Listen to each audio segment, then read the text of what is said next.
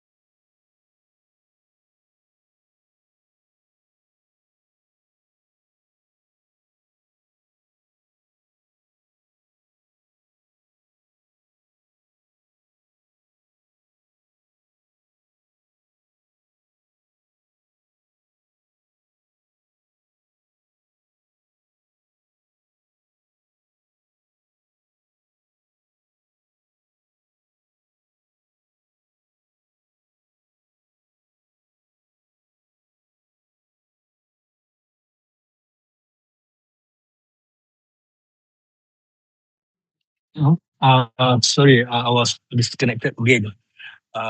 Can you hear me now?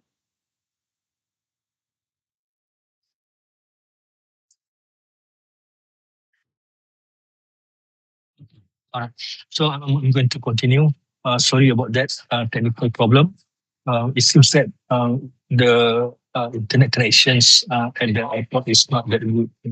So that is an example of when infrastructure fails. So in transportation also, there are times when infrastructure fails and the components each fail. When that fail, uh, uh, in my case now, I had a good connection and it's difficult to communicate. However, in transportation, if one of the components fail, it may have more detrimental effect, which may include failure to ensure safe departure and arrival of passengers. Okay. So we have looked at some of these infrastructure components in the last class, but I just want to repeat again before I talk in more depth on the other components.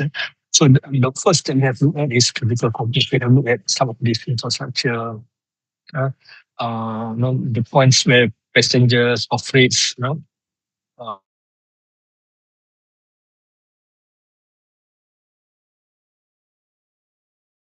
the transportation, which of course it will not be a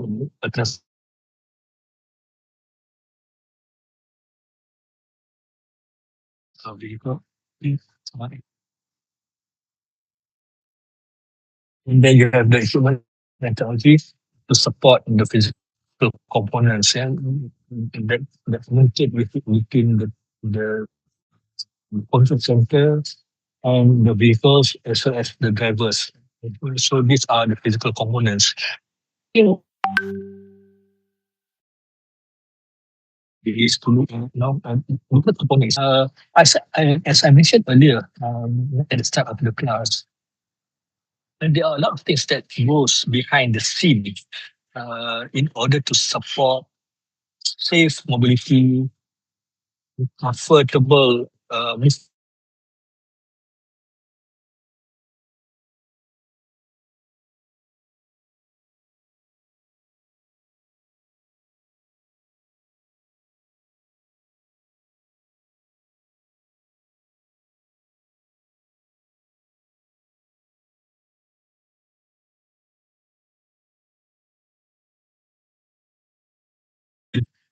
they look at controlling traffic lights, for example. Right?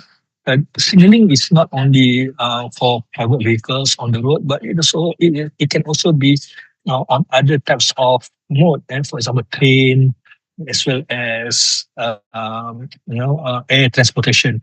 In air transportation, there are actually very highly skillful people who manage and control the traffic of airplanes in there. that are flying above us.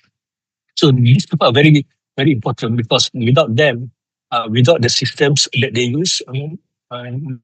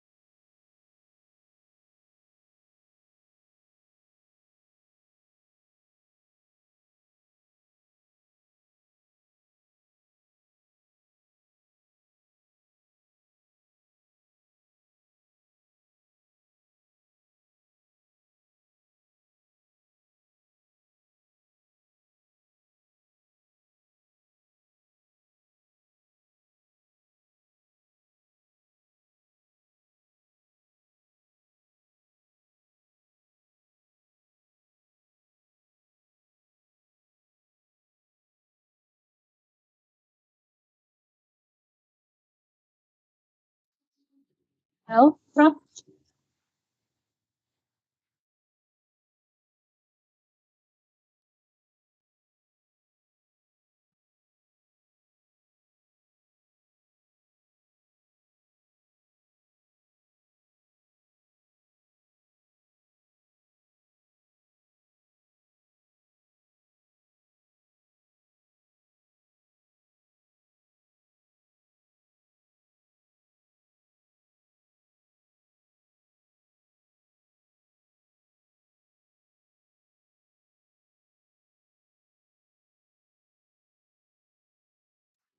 Well, Prof.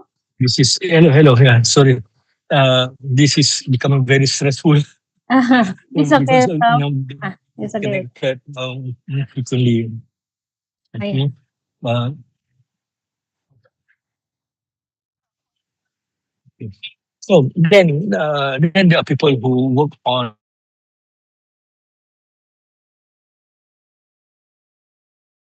of public transportation like buses, airplanes, train, urban rail. Yeah. So there are people who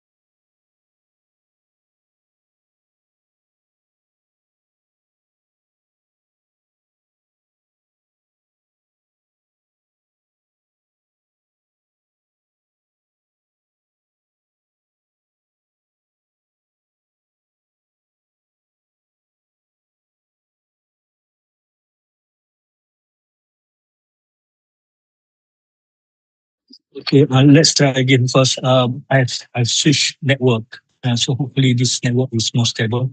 Um, Okay. okay. So then after scheduling, vehicles can get broken, and then needs to be repaved because of the friction between vehicles and the pavement. Now, people have to check whether electricity is being provided consistently to ensure that electric train, for example, can operate. So these are the people who do the maintenance. So these people ensure the vehicles, the infrastructure are in good condition. Again, to ensure safety, but also to guarantee comfort to both passengers and the fleet. And this is more important, which is the safety and security measures. I think that one of the reasons why people prefer to use public transportation because of its good safety record, a safety track record. For example, air transportation. It is one of the safest mode of transportation because accidents rarely happen. Okay? As well as when you are traveling, you want to feel safe and secure. There are no probability or risk of injuries. And to ensure that, to guarantee that systems that components that ensure safety and security must be in place. Okay, so these are the operational components. Then you have the institutional components. Yeah, um, uh, I think not in any country, regardless of whether it is in Europe or in Asia, whether it is Malaysia or in Singapore or Indonesia, public transportation especially, as well as private uh, transportation are highly regulated. Okay? For example, if you want to buy a car, you cannot just go to the showroom, buy a car and use it on the road. You have to register first. So in order to register your vehicles, okay, you have to pay some money. This is called vehicle licensing. Then, if you are operating a public transportation company, then you have to get a license to operate the company first.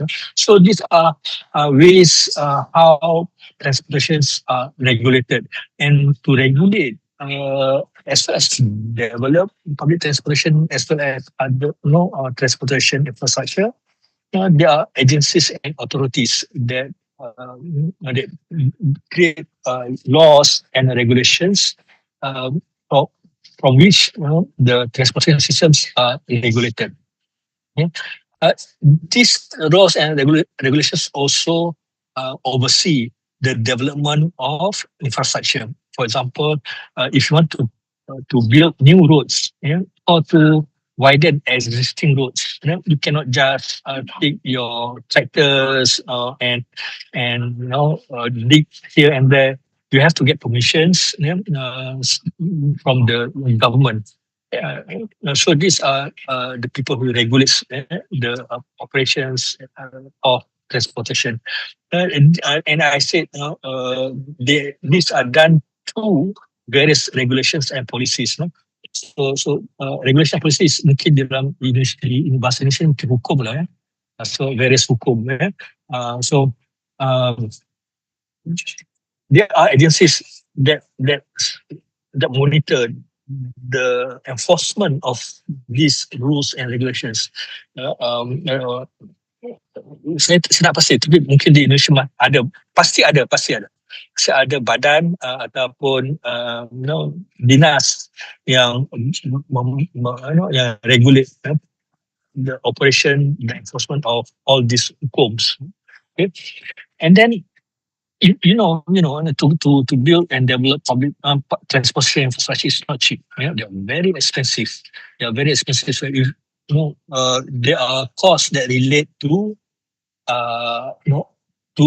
to take over lands. Yeah, to build roads. Yeah? I mentioned my experience in CASA, working with UNHAS to identify how you can quickly take over some land untuk mengambil alih lahan supaya boleh dibuat jalan raya, highway.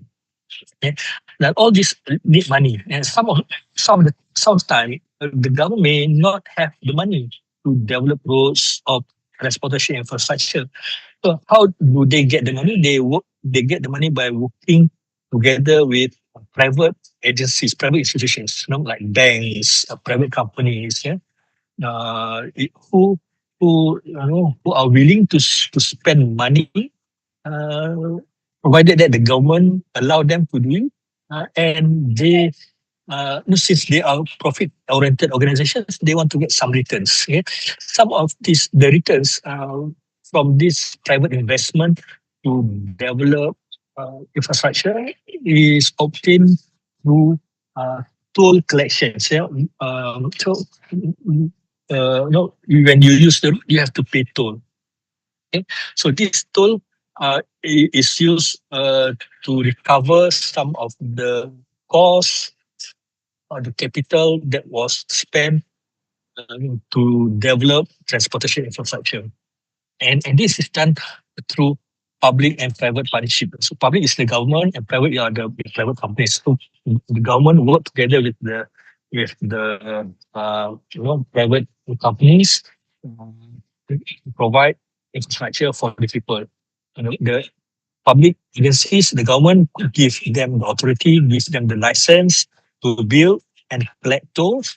The private company invests their capital to develop the infrastructure. So and toll to recover the investment. So this is the form of public-private partnerships. Okay. Then you have the model components that ensure different modes of transportations are interconnected. Yeah? Sometimes when you travel, you may use more than one mode. Yeah? For example, when going when traveling later, okay, I leave my home using Grab, and then I go to the train station and I take the express train to the airport, and then later I'm going to take the flight from Kuala Lumpur. So at the train stations serve as a point where two different modes interconnect, the taxi and the train. And then the airport, uh, it is not only serve on the flights and the airlines, but they also serve other modes of transportation. In my case, they also serve as the connecting points between rail services and air travel. So, the intermodal connectivity, say, what I mentioned earlier, very complex systems of movements, very complex systems of operations, even regulations, because at the airport, for example, the airport must regulate through different policies the movements of train, and they must also have a different set of policies, rules, and regulations to regulate the movements of flights. Yeah? So the intermodal infrastructure, airports, train stations, has a very complex operations, and they connect various modes. For example, roads, rail, air, as well as the water component. If you have ferries and cruise ships. Right? Uh, all these interconnectivity, create a very efficient movements of people and goods. No, you have to understand. No, I always mention about movements of people and goods, movement of people and goods, because that is what transportation and distribution is all about. Now, we will not call it transportation and distribution if the goods are not moved efficiently. People cannot travel, efficiently, as well as with less cost. And so that is what one of the that is actually the only objective of transport is to move people and goods. Yeah, but we have to do it efficiently. We have to do it to ensure safety. We have to ensure the security of the people. We have to ensure the the timely arrival and departure of peoples and goods. So that's why we have all these different components. Okay. Then we have looked at the physical components. We have looked at the institutional components. Okay. Now we are going to look at support system components, the third components within the concept of transportation components. Yeah. We, no, if we only have roads and rails, we have people who schedule and maintain the transport infrastructure, but we do not provide the right information, timely information to the passengers. Passengers could not make decisions, could not make travel decisions, cannot plan their trips. In other words, finally, all the different components must come together to provide information to the passengers. Okay. Uh, no, no I'm planning. I'm planning a trip to Bandung. No, I've discussed this Ibu Dwi. No, I can buy Whoosh ticket from Kuala Lumpur. No, I know that because the information are provided to me in the Whoosh website.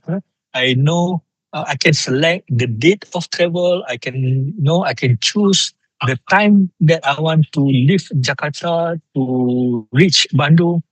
So all this is made possible because the information was collected and presented to me in a form that is informative for passengers like me to make decisions about my travel plan.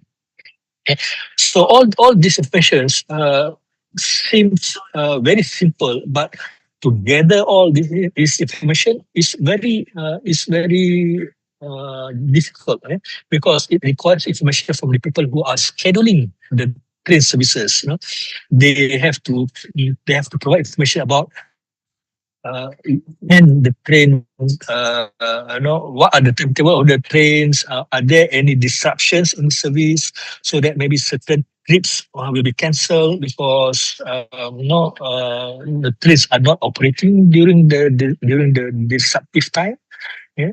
So all these informations are provided uh, from various sources, and the people who do the maintenance, from the people who do the scheduling, yeah, and the people who manage the drivers. When you are talking about scheduling, you are not just scheduling the vehicles, but you also have to schedule the drivers, the crew, yeah, and all this scheduling must come together. Uh, Plus other informations about the physical infrastructure, about certain rules, that are in place, at any time. So I can make decisions. Passengers like me can make decisions. Okay, and also know what are the fare. What are the ticket price that I have to pay. So when I was trying to book Whoosh from Jakarta to Bandung, I know want to travel, the time that I choose to take the train, but also the price of the ticket that I have to pay to use the service. And this is very easy and conveniently provided to me. And from that informations, all those informations, I can choose my desired trip. So I can make decisions. The other thing that is becoming more important now is to monitor the physical infrastructure, the operations of the trains, the vehicles, not only to ease the movement of passengers like me, but also to monitor the impact of the services on the environment. Yeah. I'm not sure whether you realize this or not, but certain airlines, for example, when you book a flight, they will tell you how much carbon are produced just to to to take you from point A to point B. For example, and later I'm going to take a flight from Kuala Lumpur to Bintulu, which is about 800 kilometers, which is in Borneo Island, in the state of Sarawak. In my ticket, the airline states the amount of carbon that was produced because of me traveling. So, what is the importance of that? It is important because to show that one is that the airline are environmentally sensitive. They are responsible for the environment. Uh, I suggest that you look and learn about these things, the environment, about carbon tax, carbon credit. So how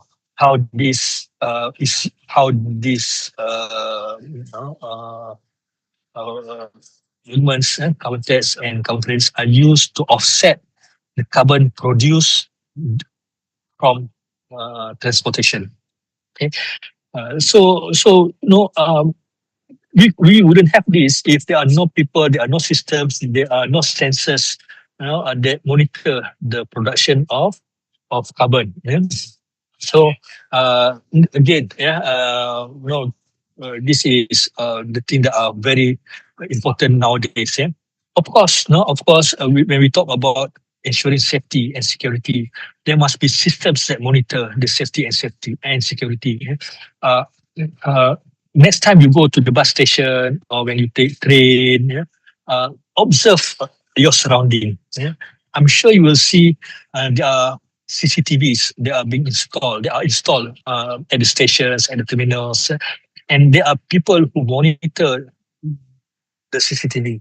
Yeah, they look at the videos. They try to predict whether there are safety issues, security concerns, so that they can react to that, and ensure that your safety and security are guaranteed. Okay, and then there are also detectors, sensors to monitor, fire break. Yeah? So if there are fires in any parts of the stations or the terminal building, sensors will be able to detect that and send signals to the control center so that mitigation action can be taken in order to put off the fire.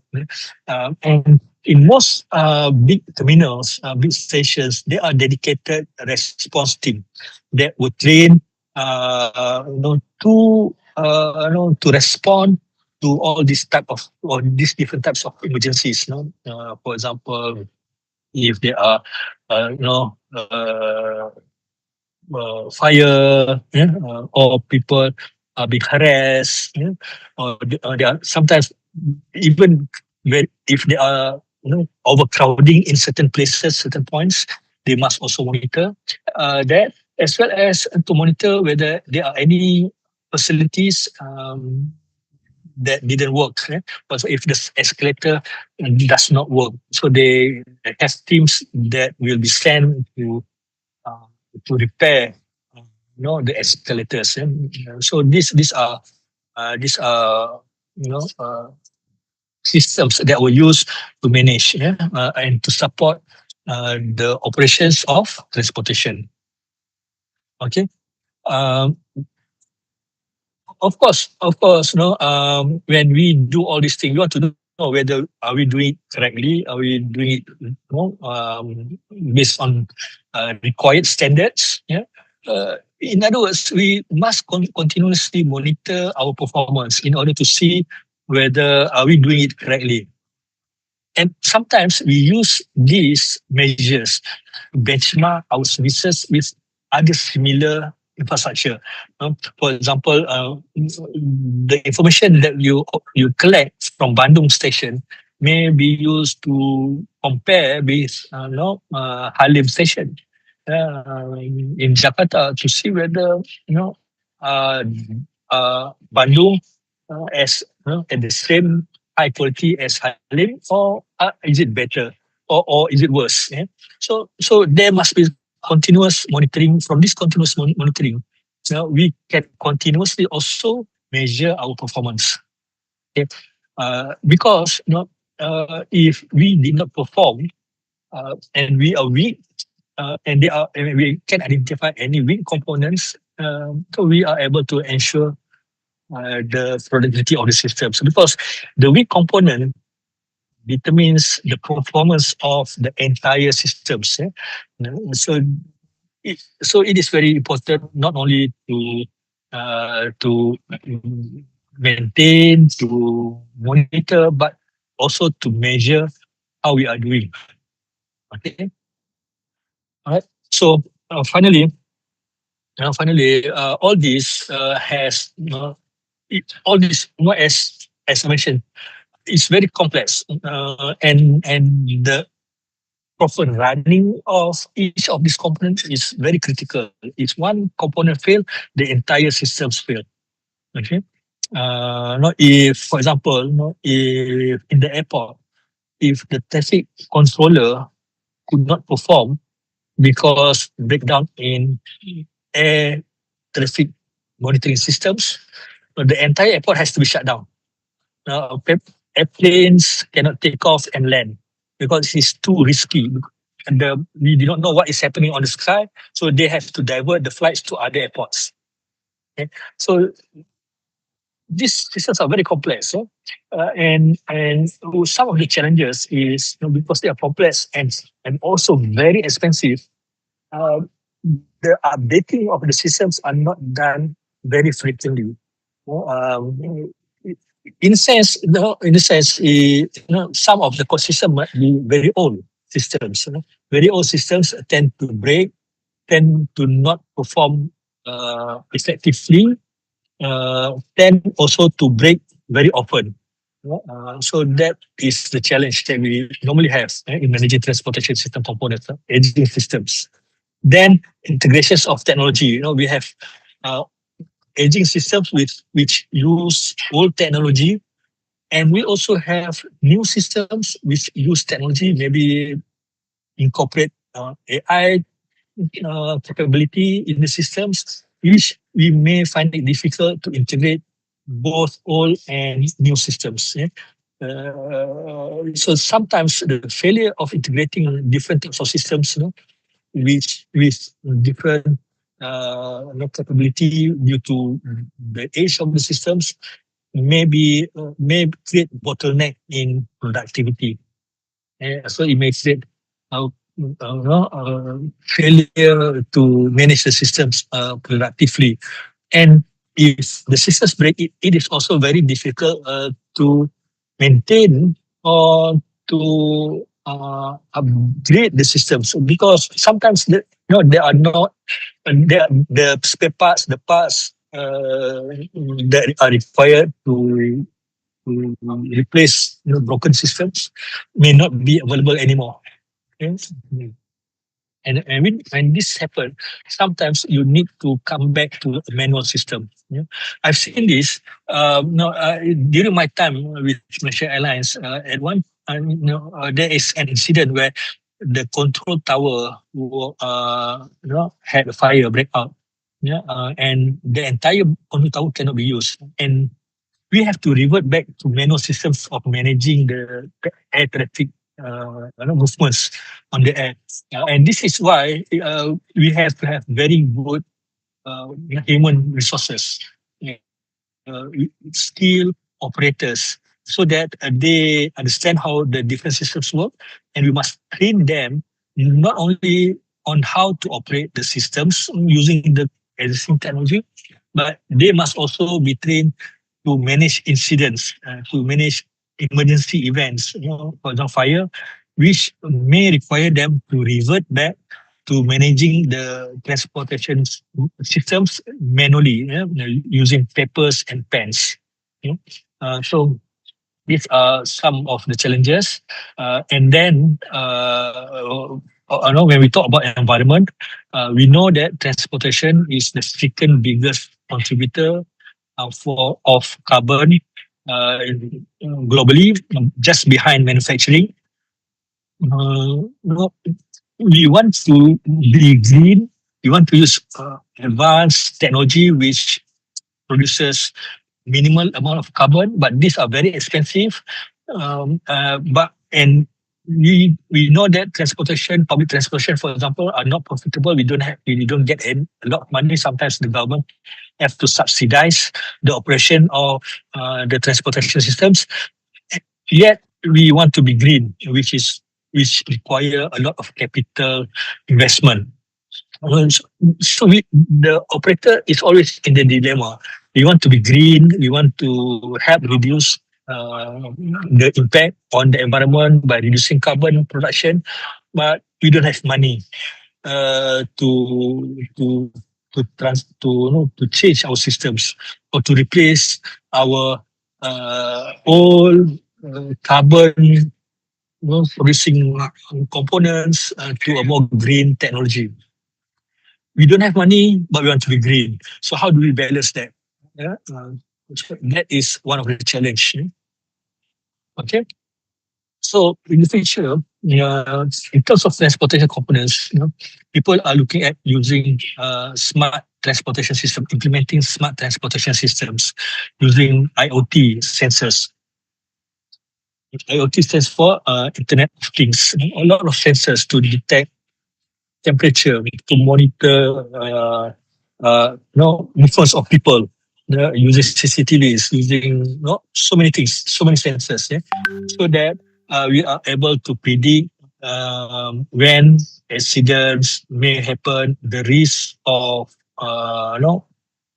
security risk or safety risk, and once we are able to monitor that and identify that, we can immediately uh, implement mitigation measures to reduce the risk. And using these sensors are becoming very important because it also helps reliance to reduce the reliance on human workers. Because human cannot be anywhere, cannot be everywhere. And if you want to be everywhere, you are going to have a lot of you are going to require a lot of people. So, when you have more people, you have to pay more, their salary, and they bring different kinds of challenges. Managing human resources is also a huge challenge. Yeah. So you go and install sensors. So in the future, the movement is towards smart transportation systems. Then with all these sensors, the vehicle and the informations can interact. Yeah? And the vehicles can also make certain decisions, independent of human. These are the feature that we have the autonomous vehicles, the vehicles that interact with the environment, that have a lot of sensors, and from all the information gathered, they make decisions on behalf of the driver. Yeah. Uh, you have now the vehicle interact with the environment from the information that it receives from the sensors, but at the same time they are also providing informations back to the centers, to the data centers, because in the vehicle itself, the vehicles have a lot of sensors. Yeah? The sensors. So the vehicle can be a consumer of data as well as producer of data. So all this data is collected and maintained and managed effectively. Will create what we call big data. We have a lot of data, and with this data, we can analyze to make prediction, to identify any trends if on movements as well as trend in consumptions by the passengers, and all this information, this data, this information can help managers, operators make decisions, make planning decisions as well as make operational decisions, whether to change route, to change the fare, and many other things. Yeah. Okay. Or maybe also to ask for additional funds, minta wang yang lebih daripada government, to support the operation. All right. I think that is the last slide. There's another one. So summary, as a summary, yeah, there are a lot of components that work together to support and to provide efficient, safe, secure mobility solutions to people like us. So managing all these different components is not easy and not cheap. It is very complex as well as very expensive. However, if we look at this data independently, we not integrate all these informations into one systems, then we will not be able to plan effectively. When we cannot plan effectively, it is very difficult to manage these complex operations of transportation. Okay. And I have also explained what the future looks like. The future will be,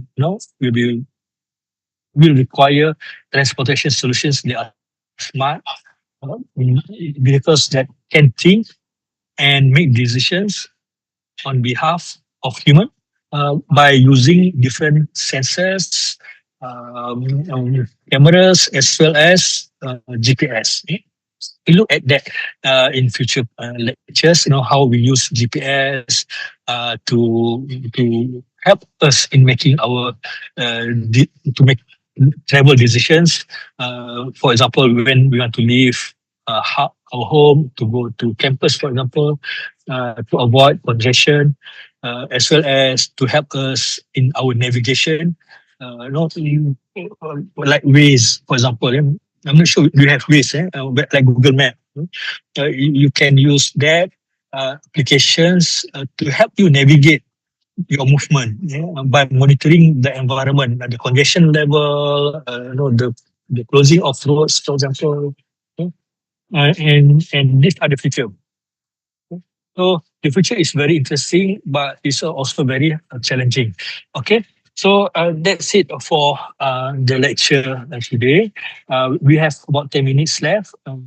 I'm open to questions. If any of you have questions that you would like to ask me, then no, you are most welcome. Please.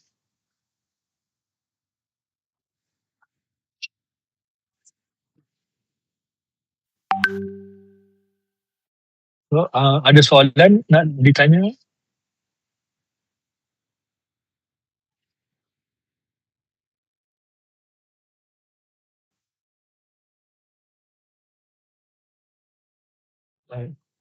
Uh, kalau ada, kalau tak ada, kita berhenti di sini.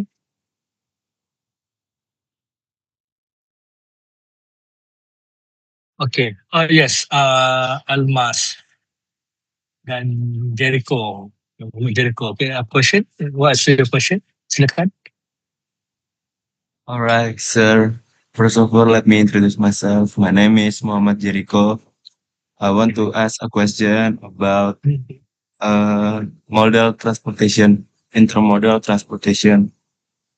Do you think, I want to ask your opinion, sir, what consideration must governments and logistic companies must consider when choosing to expand its intermodal hubs? That's my question. Thank you. All right. So some of the things that logistics company must consider when considering or making decisions on using intermodal transportation. For example, trucks plus rail, or trucks plus rail plus cargo flight. So these are intermodal movements of goods.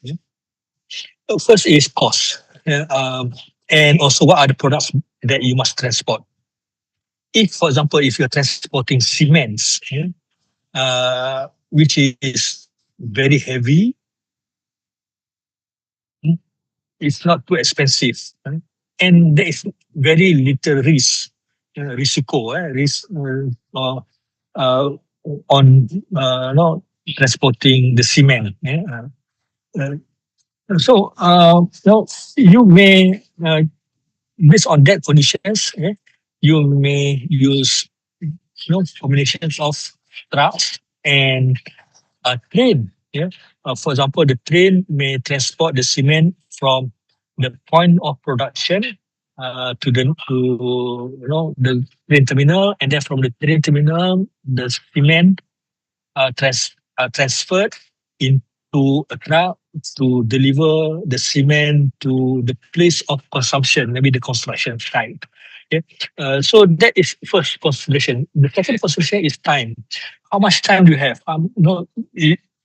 If the product that you are transporting, um, you know, uh, is very perishable. For example, you are transporting diamonds, or you're transporting fruits, buah-buahan ataupun sayuran, which can be easily spoiled within very short time. Kalau tak dihantar dalam masa sehari 2 hari, mungkin akan rosak. So you may have to transport the fruits using flights, kapal terbang udara. Jadi, so those are the considerations. Also, you have to look at the location where you are transporting, the destination as well as the origin. Yeah, all this must be considered. Yeah, if the place, if the destinations does not have an airport, for example, then using cargo flights is not a solution. It's not an alternative because simply you can't transport the products to the airport which is close to your destination. Okay, so these are all the different factors that you must consider in making decisions about intermodal trade movements. Yeah. Similarly, when I want to travel, I have to decide whether I want to take bus, train, car, or flight. It depends on how much money I am willing to spend, and as well as what is available at the destination. If the destination requires, crossing a body of water like sea or huge river, then driving is not an option. Yeah, so I have to consider my intermodal choices to include air, air travel. Yeah, so these are some of the factors that you must consider when deciding for the choice or the combination of uh, uh, intermodal travel, or what are the modes that are available. Yeah. So I hope that answer your question, Muhammad Jericho. Thank you very much, sir. Um,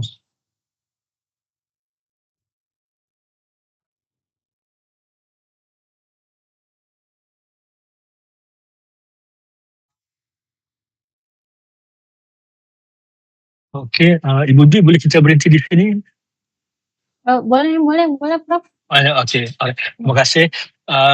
InsyaAllah kita akan berjumpa kembali minggu hadapan. Slides untuk kuliah minggu hadapan saya telah kirim kepada Ibu Dwi. Nanti insyaAllah mungkin Ibu Dwi mungkin sudah diberi kepada students, tapi kalau ni slides sudah disediakan, dan kita akan berjumpa kembali pada 3 November kalau tak salah saya, 3 November, insyaAllah. Yeah. Alright.